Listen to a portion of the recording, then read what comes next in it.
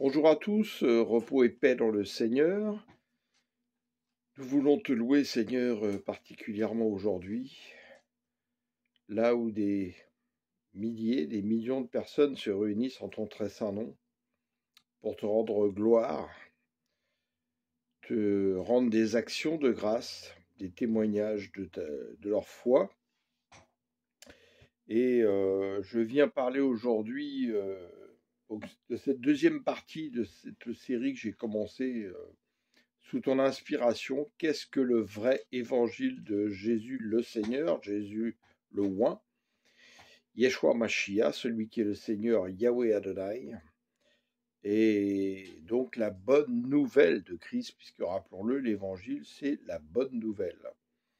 Donc nous avons vu ça sur une première émission qui est disponible sur notre chaîne, n'hésitez pas à la consulter, voilà.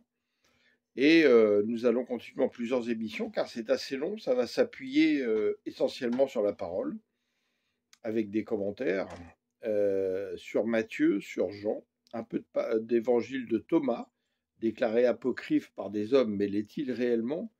Le Saint-Esprit vous donnera la réponse si vous le lisez.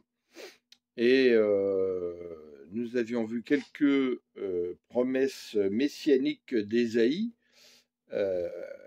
dans la première émission, et on conclura avec certaines choses dans les épîtres. Donc le Saint-Esprit avait montré prophétiquement à Paul de Tarse et à Pierre qu'à la fin les hommes ne supporteraient plus la saine doctrine, qu'ils s'inventeraient une foule de docteurs pour entendre des choses justement qui leur caressent les oreilles, des fables, parce qu'en fait leur cœur est plus tourné vers le monde que vers le Seigneur. C'est toute l'histoire en fait des hommes dans la Bible, nous pouvons le lire depuis Exode, nous pouvons le lire également dans Jérémie, etc. On a fait sur cette chaîne d'autres émissions qui parlent de ça, le cœur partagé, et notre cœur n'est jamais totalement à Dieu parce que nous marchons dans le monde. Et celui qui persévérera jusqu'au bout sera sauvé. C'est celui justement qui persévérera dans le fait que son cœur soit vraiment plus attaché au Seigneur qu'au monde. Donc l'évangile, la bonne nouvelle de Jésus, nous a donné des promesses messianiques, certaines que nous allons vivre aujourd'hui dans le monde, malgré des tribulations, des souffrances, et ça on oublie souvent de le rappeler, parce que ça fait pas recette dans nos églises. Seigneur nous a donné des avertissements dont on n'est pas pressé non plus de rappeler dans nos églises. Pourtant, c'est des avertissements qui peuvent nous être très utiles pour nous ouvrir les yeux sur le discernement de ce qui vient vraiment du Seigneur et ce qui ne vient pas du Seigneur. Surtout qu'on voit bien que les esprits trompeurs sont de plus à l'œuvre et personne n'est à l'abri. Y compris des gens qui servent le Seigneur, y compris moi-même. C'est pour ça que vous m'entendez moins d'ailleurs, parce que justement, je prends vraiment le temps d'essayer d'examiner ce qui vient réellement du Seigneur. Et j'ai pu en discuter avec des frères et sœurs à travers le monde qui vivent un petit peu la même chose. Donc on va s'appuyer, comme je vous l'ai dit, sur Matthieu, sur Jean, un peu sur Thomas, et puis après les épîtres pour conclure. Donc on va reprendre où on s'est arrêté, donc à Matthieu 7, sachant qu'il y a beaucoup de choses très intéressantes dans Matthieu 5, Matthieu 6, Matthieu 7. Et ce que j'aime beaucoup, par exemple, dans Matthieu, on sait que Matthieu a noté des choses à l'époque de Christ, ça n'a pas été écrit 70 ans ou 60 ans après, comme d'autres évangiles, et écrit en grec, ça a été écrit en hébreu, en araméen, et traduit en grec ensuite.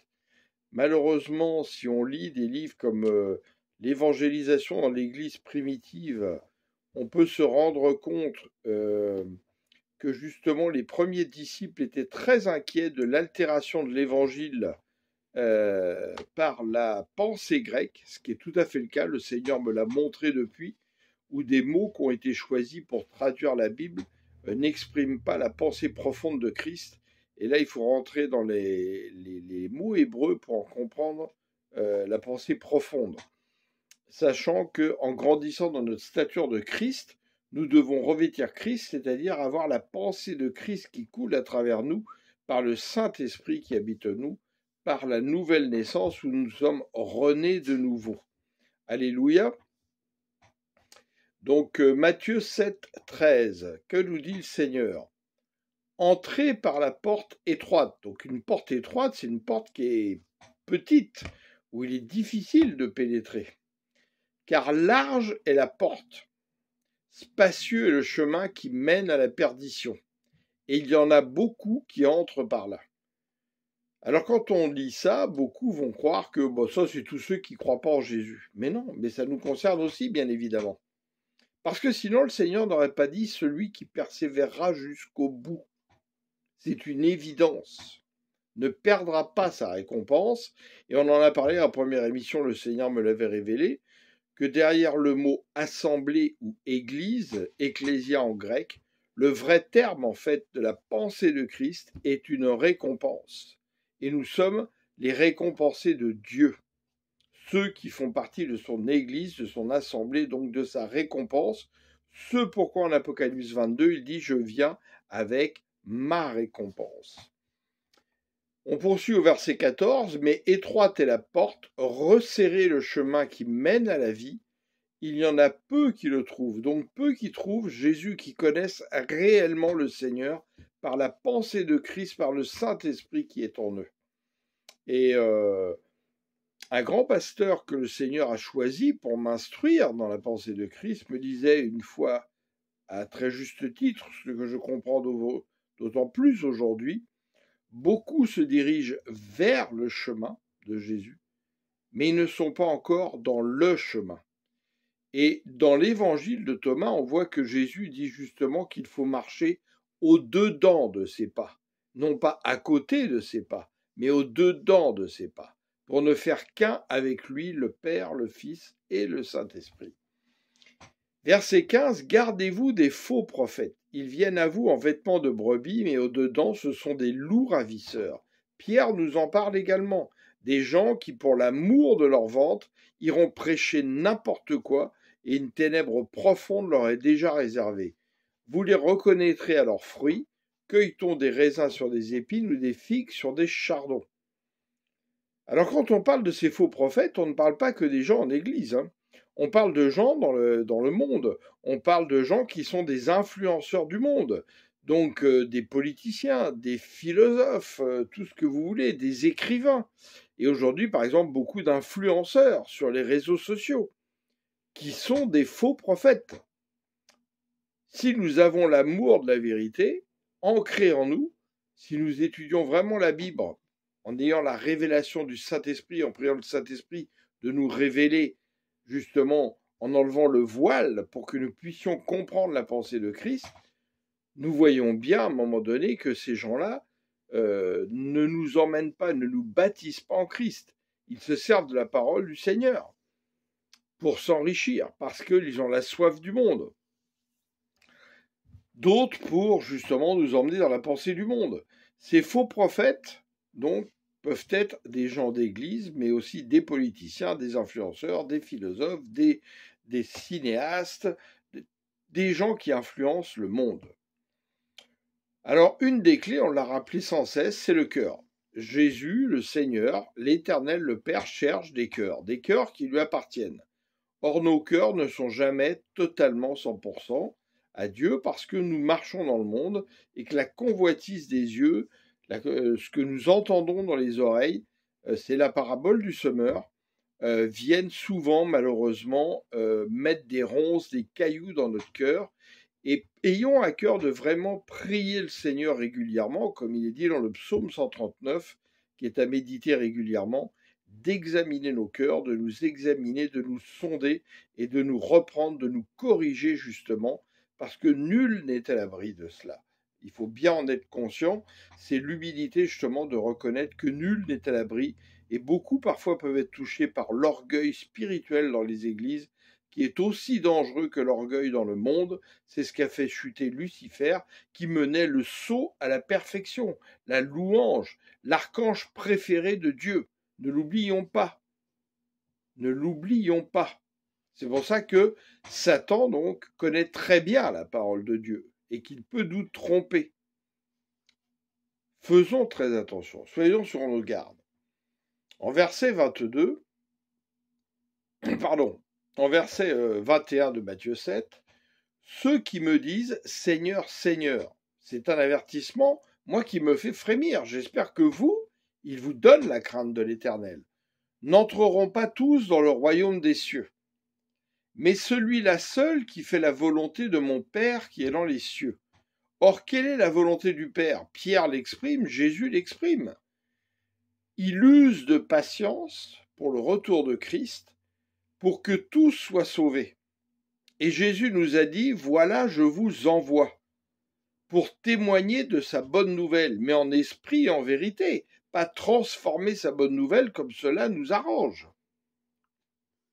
Verset 22. Plusieurs me diront en ce jour-là, Seigneur, Seigneur, n'avons-nous pas prophétisé par ton nom? N'avons-nous pas chassé des démons par ton nom? Et n'avons-nous pas fait des miracles par ton nom? Alors je leur dirai ouvertement, je ne vous ai jamais connu, retirez-vous de moi, vous qui commettez l'iniquité. Je ne sais pas pour vous, mais moi quand j'entends ça, ça me fait frémir. Ça me met en garde dans mon cœur. J'essaye de faire extrêmement attention, ce qui ne veut pas dire que je sois parfait. Mais ça devrait nous faire réfléchir, et on n'est pas pressé de nous prêcher ça dans les églises aujourd'hui. C'est pourquoi quiconque entend ces paroles que je dis et les met en pratique, c'est important, sera semblable à un homme prudent qui a bâti sa maison sur le roc, le rocher, Christ étant le rocher de notre salut. Quand il dit j'ai Pierre, sur cette pierre, c'est sur ce rocher, donc Pierre, sur la révélation que je suis le Christ, sur ce rocher que je suis le Christ, je bâtirai mon église, ma récompense, c'est bien sur ces deux pieds qu'on doit être bâti. Il nous a sortis, moi le premier, de la boue du péché pour nous établir les deux pieds sur le roc qu'il est. Alléluia, le rocher de l'Éternel, Jésus, le Saint d'Israël, celui qui est le Seigneur, Yahweh Adonai, ce qu'il dit en Matthieu 13. Alors la vraie foi, Matthieu 8. Après l'avoir entendu, Jésus fut dans l'étonnement et il dit à ceux qui le suivaient, ça c'est quand le centenier là vient le trouver et lui dit, je ne suis pas digne de te recevoir dans ma maison, mais dis seulement un mot et je sais que mon enfant sera guéri. Jésus est étonné de sa foi, ce n'est même pas un juif. Or, je vous déclare que plusieurs viendront. Excusez-moi, j'ai loupé une phrase très importante. Je vous le dis en vérité, même en Israël, je n'ai pas trouvé une aussi grande foi. Je vous déclare que plusieurs viendront de l'Orient et de l'Occident et seront à table avec Abraham, Isaac et Jacob dans le royaume des cieux. Mais les fils du royaume seront jetés dans les ténèbres du dehors, où il y aura des pleurs et des grincements de dents, c'est-à-dire d'amers regrets. Si j'avais su, si j'avais fait, si j'avais compris. Et puis Jésus dit au centenier, va, qu'il te soit fait selon ta foi. Et alors même le serviteur fut guéri. Alléluia. Ce que nous oublions, faisant de nos églises des bunkers. Un bunker, c'est là où on se protège pendant la guerre pour éviter que les bombes nous tombent dessus. Eh bien, pourtant, les bombes sont là. Parce que Satan est présent dans les églises. Il l'est même plus parfois que dans le monde. Parce que le monde lui appartient. Il n'a pas besoin d'agir dans le monde pour convaincre les gens qui lui appartiennent. Par contre, là où il y a des croyants, c'est là qu'il a besoin d'en perdre. Parce que là, c'est là où on a vraiment ses ennemis. Des gens qui peuvent agir au nom de Jésus par la foi contre ses œuvres. Donc soyons très attentifs. Matthieu 9, 12. Mais Jésus qui les avait entendus leur dit, les bien portants n'ont pas besoin de médecins. Ce sont les malades qui en ont besoin. Où sont les malades? Tous ceux qui ne connaissent pas du tout Jésus, tous ceux qui ne croient pas en Dieu, mais tous ceux également qui croient connaître Jésus de la façon religieuse, mais qui ne connaissent pas Jésus de la façon divinement spirituelle. Jésus n'est pas venu apporter une nouvelle religion. Sinon, il ne se serait pas attaqué aux pharisiens et aux sadducéens. Il est venu au contraire détruire les œuvres de la religion pour établir une relation de cœur à cœur avec nous, avec chaque personne. On est très très loin du christianisme qui est devenu une institution, une religion. C'est pourquoi il y a tant de gens qui perdent la foi, tant de gens qui, je dirais, ne grandissent pas solidement en Christ. Et j'en ai été le premier pendant 20 ans, 30 ans, avant que le Seigneur, je l'appelle au secours et qu'il vienne me chercher. Allez donc apprendre quel est le sens de cette parole. Je désire que vous fassiez preuve d'amour envers les autres, plutôt que vous m'offriez des sacrifices, car je ne suis pas venu appeler les justes, mais des pécheurs. Oui, Dieu a un amour particulier par les pécheurs. Pourquoi ? Parce que quand le Seigneur vient toucher le cœur des pécheurs, ils vont lui être beaucoup plus reconnaissants que des gens qui sont nés justement dans la religion et qui par orgueil spirituel croient qu'ils sont déjà sauvés, alors que justement le risque de chute est là, et il est énorme, si nous n'y prenons pas garde. Matthieu 9, 17. De même, on ne verse pas dans de vieilles outres du mou qui fermente. Sinon, le vin nouveau les fait éclater. Il se repent et les outres sont perdues. Non, on met le vin nouveau dans des outres neuves. Ainsi, le vin et les outres se conservent. Donc on voit bien que là, il nous dit qu'on doit totalement changer. Et là, quand il parle des outres, ce sont en fait, il exprime déjà la nouvelle naissance, qui par le baptême va nous faire changer, où le Saint-Esprit va nous changer de l'intérieur, guérir notre âme, guérir notre cœur, pour que la parole de Dieu puisse prendre vie en nous. Alléluia. Matthieu 9, on l'oublie souvent cette prière importante, verset 37. Alors il dit à ses disciples, la moisson est abondante, donc beaucoup de gens veulent venir au Seigneur, mais les ouvriers sont peu nombreux. Demandez donc au Seigneur, à qui appartient la moisson, d'envoyer des ouvriers pour la rentrer où ? Pour la rentrer dans son église. Pas l'église des hommes, pas les églises qui sont construites par les hommes, son église, qui est quelque chose d'invisible, qui est quelque chose qui nous relie par des liens invisibles, par le cœur, par l'esprit. À 2 reprises, il est rappelé dans la parole que celui qui a créé le ciel, la terre, l'univers, n'a pas besoin de temple fait de main d'homme. Et dans les actes, on voit bien que les gens se réunissaient dans des assemblées de maisons qui se multipliaient. Quand Paul parlait devant des assemblées, c'était des assemblées de maisons. Il établissait des assemblées de maisons partout, comme la multiplication des pains. Parce que très vite, quand on commence à construire des temples, la religiosité arrive, l'idolâtrie arrive, etc., etc. C'est très dangereux. Matthieu 10, 1, Jésus appela ses 12 disciples et leur donna l'autorité de chasser les esprits mauvais et de guérir toute maladie et toute infirmité. Et il les a envoyés. Et ils ont eu des résultats par la foi. Et ce que Jésus leur avait mis en eux. Mais vous l'avez aussi si vous êtes nés de nouveau. Croyez-y tout simplement et laissez l'Esprit du Seigneur agir en vous avec l'autorité qu'il vous a donnée. Alors autre chose qu'on n'est pas empressé de rappeler non plus dans nos églises, de réussite sur la terre, réussite financière, réussite sociale, où ça c'est les églises qui malheureusement fonctionnent le plus, parce que c'est ce que nous désirons, pour la plupart le plus. Nous désirons les choses du monde et non pas les choses d'en haut. Or, l'évangile, essentiellement, est des promesses que nous allons voir accomplir réellement à 100% quand Jésus sera revenu et qu'il nous aura enlevés. Les choses célestes. Même si nous allons vivre des victoires ici sur la terre grâce au Seigneur et au bras droit de l'Éternel Jésus qui est avec nous, il nous a rappelé sans cesse que nous allons avoir des souffrances, des tribulations, que nous tenions bon, que nous n'ayons pas peur en nous appuyant sur le Seigneur, mais que les temps vont être difficiles parce que le monde nous hait, parce que nous n'appartenons pas au monde. Ça, c'est l'évangile de Jésus.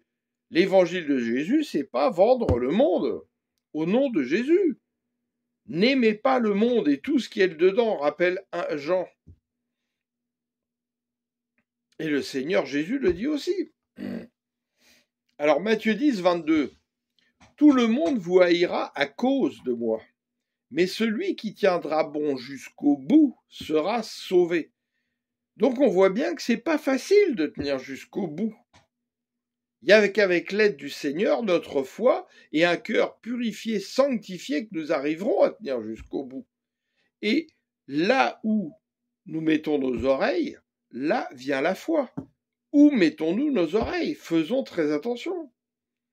Et le Seigneur, je vous le dis parce qu'il l'a fait avec moi et d'autres, nous permet parfois d'aller dans des églises où on ne prêche pas la vérité pour voir si nous aimons la vérité et si nous allons rester dans ces églises-là ou si nous allons en sortir.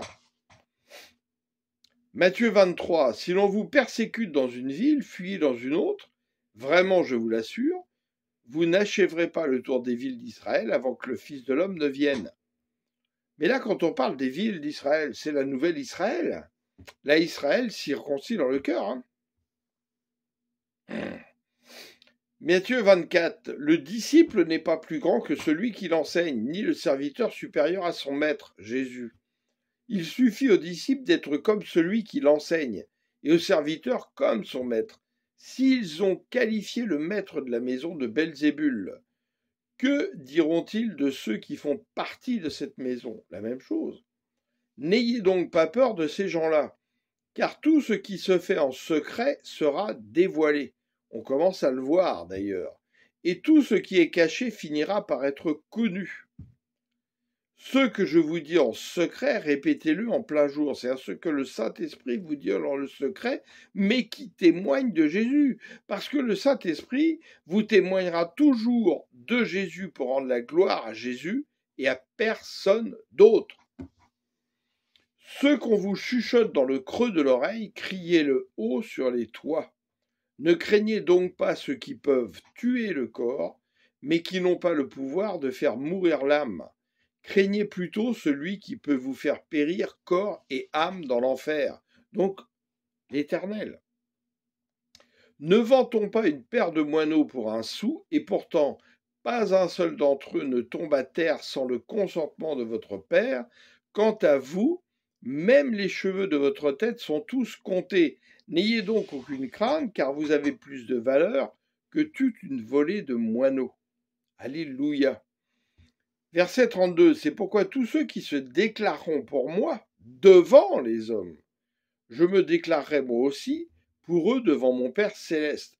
Aujourd'hui, par exemple, dans ce monde occidental, que ce soit en Europe, États-Unis, Canada où je vis aujourd'hui, où on est en train de faire littéralement la guerre à Dieu, en prêchant faussement le mot laïcité, parce que laïcité, rappelons-le, ne veut pas dire ne pas croire en Dieu. Laïcité, à l'origine, était un mot, à l'époque de l'Église catholique chrétienne, qui voulait dire qu'il ne faisait pas partie du clergé, du sacerdoce, donc de servir officiellement. Mais un laïc avait parfaitement le droit de dire « je crois en Dieu », et l'Église était remplie de laïcs. Donc tout ça sont des mensonges sémantiques. Faites attention. Mais celui qui aura prétendu ne pas me connaître devant les hommes, je ne le connaîtrai pas non plus devant mon Père céleste. Aujourd'hui, beaucoup n'osent même plus dire « je crois en Jésus ». Beaucoup n'osent même plus croire dire « je crois en Dieu » dans nos sociétés occidentales. Eh bien, dites-le, que ça plaise ou que ça ne plaise pas. C'est leur problème si ça ne leur plaît pas. Verset 34, « Ne croyez pas que je sois venu apporter la paix sur la terre. » C'est clair ce qu'il dit là. Or là, dans les églises, on nous vend sans arrêt la paix sur la terre. C'est faux. C'est faux. Ma mission n'est pas d'apporter la paix, mais l'épée.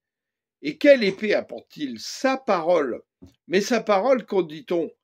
On dit qu'elle est divisante. Elle va diviser corps, âme, esprit, etc.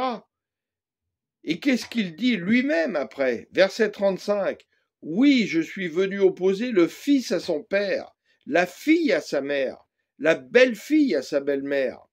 On aura pour ennemis les membres de sa propre famille. Qui ne l'a pas vécu? Celui qui aime son père ou sa mère plus que moi n'est pas digne de moi. Celui qui aime son fils ou sa fille plus que moi n'est pas digne de moi. Et celui qui ne se cherche pas de sa croix et ne me suit pas n'est pas digne de moi. Que veut-il dire à travers tout ça? Celui qui cherchera à sauver sa vie la perdra, et celui qui l'aura perdue à cause de moi la retrouvera. Porter sa croix, là, c'est se faire mourir son soi, son ego, les désirs de son âme, de ce monde. C'est ça, faire mourir son soi, pour avoir envie de faire renaître Christ en nous, qui nous parle des choses célestes. Ne nous dit-il pas comment comprendrez-vous les choses célestes si vous ne comprenez déjà pas les choses que je vous parle sur la terre? Et quand il nous dit d'aimer davantage le Seigneur que son fils, sa fille, etc., c'est de l'aimer justement avec l'amour de Jésus et non pas avec un amour humaniste qui a vite fait chuter, aussitôt qu'on entend une parole qui nous déplaît et où des mauvaises choses sortent de notre bouche parce que notre âme et notre cœur n'est pas totalement guéri. Ça prend beaucoup de temps. Matthieu 10, 40. Si quelqu'un vous accueille, c'est moi qui l'accueille. Il parle de ceux qui viennent être des oracles du Seigneur. Quand vous accueillez un vrai serviteur du Seigneur, que vous reconnaissez que l'Esprit Saint parle en lui, c'est Jésus que vous accueillez. Soyez-en conscients. Or, celui qui m'accueille accueille celui qui m'a envoyé, le Père. Celui qui accueille un prophète parce qu'il est prophète recevra la même récompense, vous voyez encore le mot récompense, que le prophète lui-même. Et celui qui accueille un juste parce que c'est un juste aura la même récompense que le juste lui-même. Si quelqu'un donne à boire ne serait-ce qu'un verre d'eau fraîche au plus insignifiant de mes disciples, parce qu'il est mon disciple, vraiment je vous assure, il ne perdra pas sa récompense. On voit bien qu'on a aussi quand même des œuvres à témoigner. On est très loin majoritairement de tout cela. On vient idolâtrer les hommes aujourd'hui de plus en plus. C'est pas nouveau, mais c'est de pire en pire. On vient idolâtrer parfois des faux bergers à la place de vrais bergers et qui nous prêchent une bonne nouvelle qui est très loin de la vraie bonne nouvelle. Parce que nous n'aimons pas la vérité. Beaucoup d'entre nous n'aiment pas la vérité. On a encore très soif du monde et pas soif des réalités célestes qui sont à venir. Le Seigneur m'avait fait lire dans un short il n'y a pas très longtemps, si là Jésus revient, là, vous le voyez apparaître dans les cieux comme il est monté, pour venir vous chercher, vous allez faire quoi? Posez-vous la question. Est-ce que vous foncez droit dans ses bras en criant des Alléluia, ou est-ce que vous allez vous retourner en arrière en disant mince, faut que j'abandonne ma maison, faut que j'abandonne mes enfants, faut que ma voiture que j'aimais bien, mon beau 4x4, puis Seigneur, j'ai ce manteau, j'ai ce vêtement que j'aime bien, cet objet. Posez-vous la question, vous n'allez peut-être pas aimer les réponses. Ça veut dire que nous ne sommes pas encore assez les yeux tournés vers les réalités célestes et que nous n'avons pas encore fait agir la dématérialisation en nous. Matthieu 11, verset 25. Vers cette même époque, Jésus dit, « Je te loue, ô Père, Seigneur du ciel et de la terre, parce que tu as caché ces vérités aux sages et aux intelligents. » Vous avez remarqué que souvent ceux qui sont le plus athées sont des gens très intellectuels de notre société. Et que tu les as dévoilés à ceux qui sont tout petits. Oui, Père, car dans ta bonté tu l'as voulu ainsi. Mon Père a remis toutes choses entre mes mains. Personne ne connaît le Fils, si ce n'est le Père, et personne ne connaît le Père, si ce n'est le Fils, et celui à qui le Fils veut le révéler.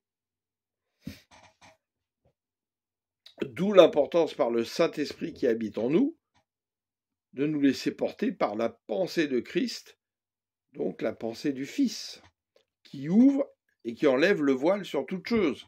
2 Corinthiens 4, à méditer. Venez à moi, vous qui tous qui êtes accablés sous le poids d'un lourd fardeau, et je vous donnerai du repos, car Christ est le repos. Nous l'avons vu dans la première mission, le maître du Shabbat. Matthieu 12, verset 6. Or, je vous le dis, il y a ici plus que le temple, un temple qui est bâti de main d'homme, un temple de pierre. Ah, si vous aviez compris le sens de cette parole, je désire que vous fassiez preuve d'amour envers les autres, plutôt que vous m'offriez des sacrifices, vous n'auriez pas condamné ces innocents, car le Fils de l'homme est maître du Shabbat. Oui, Christ est le repos de Dieu qui était promis. Et beaucoup d'entre nous ne sommes pas encore entrés dans le repos. Parce que nous avons plein de soucis qui nous accablent, les soucis du monde. C'est la parabole du semeur qui est très importante à méditer.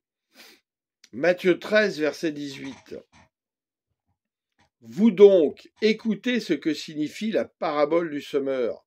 Chaque fois que quelqu'un entend le message qui concerne le royaume et ne le comprend pas, le diable vient arracher ce qui a été semé dans son cœur.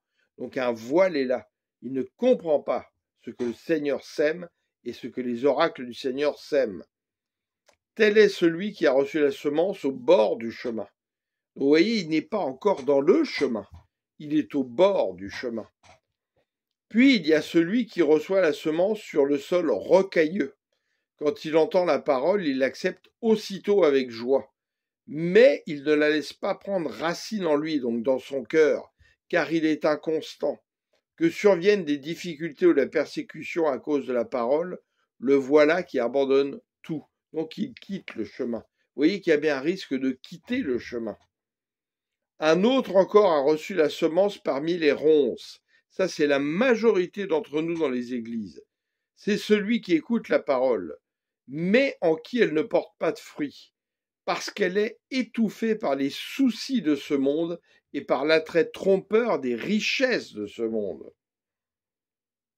Prions le Seigneur pour ne pas être comme ça, et qu'il enrichisse nos cœurs, qu'il les transforme, qu'il arrache toutes ces ronces. Beaucoup me disent « Ah, j'écoute les informations ». Mais ça sert à quoi d'écouter les informations? Rien que par le bouche à oreille autour de vous, vous saurez ce qui est le plus important. Mais là, vous le savez, une semence de Satan qui vous pénètre et qui vous emmène là, justement, où vous vous inquiétez à cause des choses du monde. Vous n'avez pas besoin de tout cela. Verset 23. Un autre, enfin, a reçu la semence sur la bonne terre. C'est celui qui écoute la parole et la comprend. Alors il porte du fruit.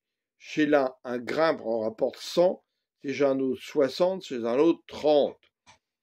Ça, c'est quand vous avez justement, vous parvenez par le Saint-Esprit à un discernement, une révélation de la parole illuminée par le Saint-Esprit, et que quand vous venez prêcher autour des autres personnes, les gens reconnaissent eux-mêmes, sans que vous ayez à dire « je suis pasteur », je suis évangéliste ou tout ce que vous voulez, c'est eux qui vont dire « ah, toi, tu es pasteur, tu es évangéliste, où est ton église, etc. » Parce qu'ils reconnaissent une parole de connaissance qui vient de votre bouche, et elle n'a pu venir que par le Saint-Esprit.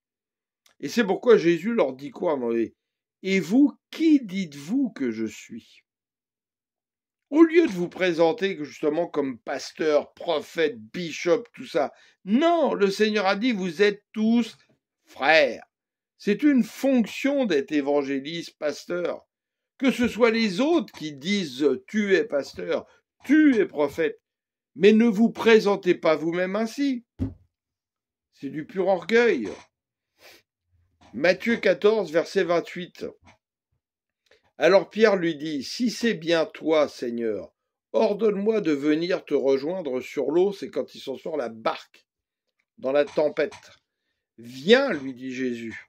Aussitôt Pierre descendit de la barque, donc par sa foi, et se mit à marcher sur l'eau en direction de Jésus, donc les yeux tournés vers le Seigneur. Mais quand il remarqua combien le vent soufflait fort, il prit peur, et comme il commençait à s'enfoncer, il cria au secours, Seigneur. Immédiatement, Jésus lui tendit la main et le saisit. Ta foi est bien faible, lui dit-il, pourquoi as-tu douté? Puis ils montèrent tous deux dans la barque, le vent tomba, les hommes qui se trouvaient dans l'embarcation se prosternèrent devant lui en disant « Tu es vraiment le Fils de Dieu ». Qu'est-ce qu'il y a à comprendre là-dedans? Il y a à comprendre que justement, à travers cet océan qui se déchaîne, qui est le monde qui nous attaque sans arrêt, la pensée du monde, parce que Satan est le prince de ce monde, et ceux qui servent le monde, nous devons garder les yeux fixés sur la croix, notre salut, sur Christ, Christ ressuscité. Et qu'aussitôt que nous détournons les yeux de Christ, parce que justement nous regardons aux choses du monde, eh bien nous nous enfonçons dans cette tempête du monde. Ce pourquoi ne faites pas exprès d'écouter sans arrêt les informations et toutes ces choses qui viennent du monde, qui viennent justement vous détourner des yeux du Seigneur. Combien se perdent avec leurs traditions, leurs coutumes, où ils sont plus attachés à elles qu'à Dieu lui-même. C'est le cas aussi bien en Occident que dans les pays d'Afrique ou d'autres pays, où aujourd'hui on vient même essayer de justifier les traditions et des coutumes en tordant la parole de Dieu. Comment voulez-vous qu'on s'en sorte? Matthieu 15, 3. Et vous, répliqua-t-il, pourquoi désobéissez-vous à l'ordre de Dieu lui-même pour suivre vos traditions? Matthieu 15, 7. Hypocrite. Jésus, là, il vient pas avec des paroles douces vous caresser. Croyez-vous qu'il est venu comme ça pour dire « hypocrite » ? Non, il a crié « hypocrite ». Ésaïe vous a fort bien dépeint dans sa prophétie. Ce peuple m'honore du bout des lèvres, comme beaucoup aujourd'hui dans les églises. Mais au fond de son cœur, il est bien loin de moi. On a partagé sur cette chaîne-là un prêtre orthodoxe qui est décédé et qui est revenu à la vie, et où Jésus lui a montré que malgré 30 ans de service ou 20 ans de service, il ne connaissait pas le Seigneur. C'est des témoignages très importants. Dans les paroles « Va dire à mes frères » qui sont sur cette chaîne, où le Seigneur est venu me dire des choses prophétiques, il en parle, il nous met en garde contre cela. Écoutez-les, ces paroles. Le culte qu'ils me rendent n'a aucune valeur. Écoutez bien, moi quand j'entends ça, ça me fait frémir. Car les enseignements qu'ils donnent ne sont que des règles inventées par les hommes. Combien aujourd'hui, aussi bien les églises évangéliques que les églises catholiques ou tout ce que vous voulez, on entend des règles inventées par des hommes, dont la dîme de Aaron qui est pratiquée dans l'essentiel des églises évangéliques. On n'est plus sous le sacerdoce d'Aaron. Lisez Hébreux 9, Hébreux 10. On est sous le sacerdoce de l'ordre de Melchisédek, Jésus qui a traversé le temple.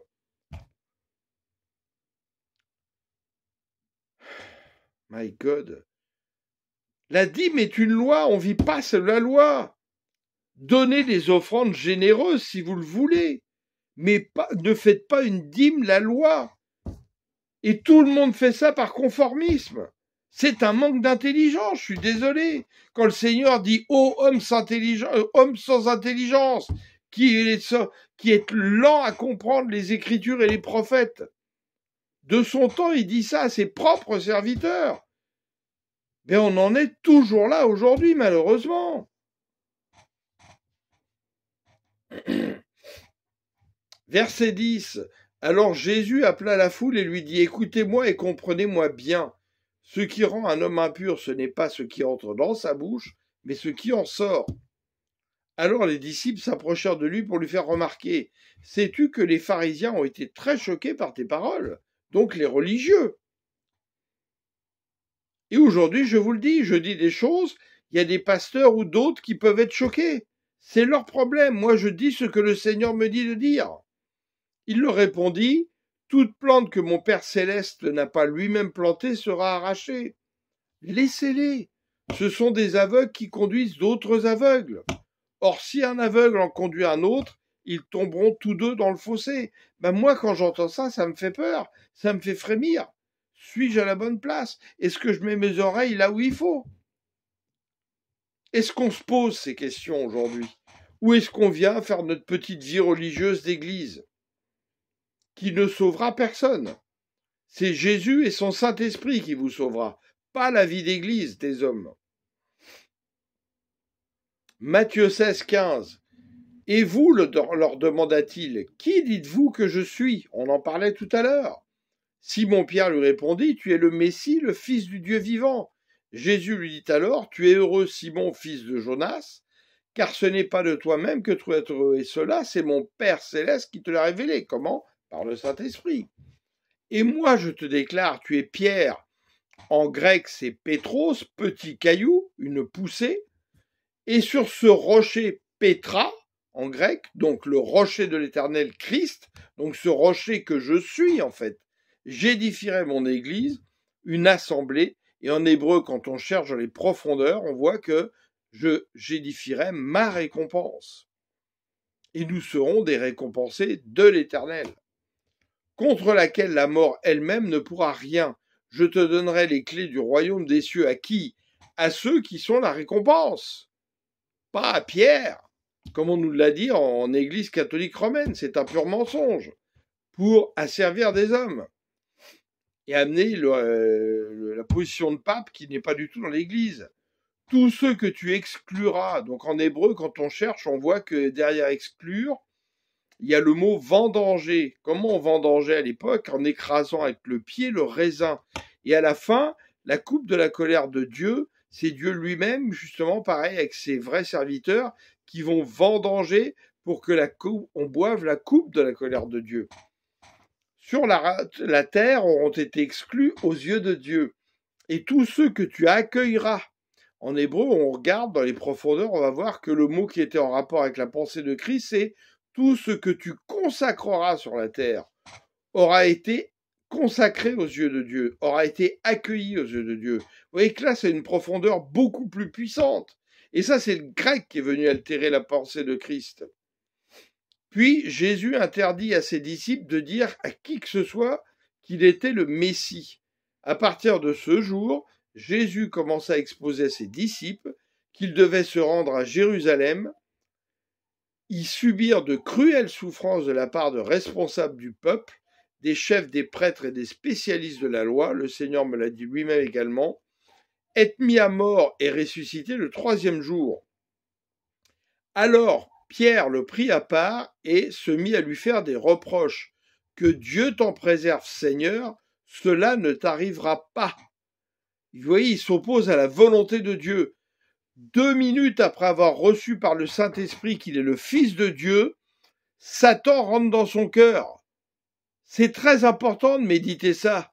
Ça nous dit d'avoir le discernement. Vous pouvez recevoir une parole qui vient du Seigneur et peut-être 2 minutes après avoir une parole qui vient de Satan. Faites attention. Mais Jésus se retournant vers lui, lui dit, « Arrière de moi, Satan, éloigne-toi de moi. Tu es un obstacle à ma mission, car tes pensées ne sont pas celles de Dieu, ce sont des pensées toutes humaines. » Vous voyez en quelques minutes comment Pierre a reçu du Saint-Esprit et juste après de Satan. Eh bien, soyez d'autant plus attentifs aujourd'hui, parce qu'avec ce qu'ils ont fait à travers la célébration satanique des Jeux Olympiques, avec Macron, où ils ont relâché des puissances célestes très puissantes, et ils ont commencé cela depuis plusieurs années, eh bien, il faut avoir le discernement des esprits. On peut recevoir des choses du Saint-Esprit, et quelques minutes après, des choses qui ne sont pas du Saint-Esprit. Ne soyons pas des orgueilleux spirituels. Faisons très attention. Et en 10, 27, le Fils de l'homme viendra dans la gloire de son Père avec ses anges, et alors il donnera à chacun ce que lui ont valu ses actes. Donc dites-vous bien une chose importante, c'est quand le Saint-Esprit vient vous parler, il ne rend témoignage qu'à la vérité. Et la vérité est qui? C'est Jésus le Seigneur. Il rendra toute la gloire qu'à Jésus le Seigneur. Donc soyez très attentifs, faites très attention. Alors on va s'arrêter là pour aujourd'hui. Et ensuite, nous continuerons avec Matthieu 17. Et nous allons continuer justement avec Matthieu, avec Jean. Donc il risque d'y avoir pas mal de d'émissions, mais je vous conseille de toutes les écouter. Si vous embarquez en cours de ces émissions, revenez à la première et méditez vous-même Matthieu, Jean. Je vous conseille de vous procurer en PDF qu'on trouve sur Internet l'évangile de Thomas aussi, qui a des choses extrêmement importantes qui nous aident à grandir justement dans notre stature de Christ. Et quand certains vont vous dire c'est de la gnose, si vous vous intéressez un peu, vous verrez que le mot gnose en grec, ça veut dire révélation. Or, on a bien la révélation de Christ par le Saint-Esprit, sauf qu'après, des gens qui sont devenus des gnostiques ont déformé le mot gnose en faisant des choses où on était des initiés, comme la franc-maçonnerie, et il fallait être initié par d'autres pour avoir la révélation. C'est pas parce que des hommes ont trompé les choses qu'il faut, voilà, attention à la sémantique. On peut faire dire beaucoup de choses aux mots et les déformer. Alléluia. Donc je ne vous dis pas de croire à tous les évangiles gnostiques, non, mais l'évangile de Thomas est un évangile qui est très important. Il a été déclaré apocryphe par des hommes, mais non pas par Dieu. Laissez voir le Saint-Esprit ce qu'il vous dit, et vous verrez bien. Alléluia. Très bon dimanche dans la présence du Seigneur. Merci Père pour cette journée que tu nous offres davantage sous le soleil. Qu'elle nous permette, Seigneur, d'être tes témoins, de témoigner de toi en esprit et en vérité, de t'adorer en esprit et en vérité. Et nous te demandons, Seigneur, de nous aider à grandir dans le renouvellement de notre intelligence, de notre sagesse, dans la pleine stature de Christ, dans ta connaissance, et de nous mettre en garde, particulièrement nous qui sommes croyants, de l'orgueil spirituel qui est extrêmement dangereux et qui a fait chuter Lucifer et qui peut nous faire chuter. Oui, merci Seigneur de vraiment nous laisser humbles et abaissés pour que ce soit toi qui nous élèves, Seigneur. Oui, merci. Alléluia. Je vous aime.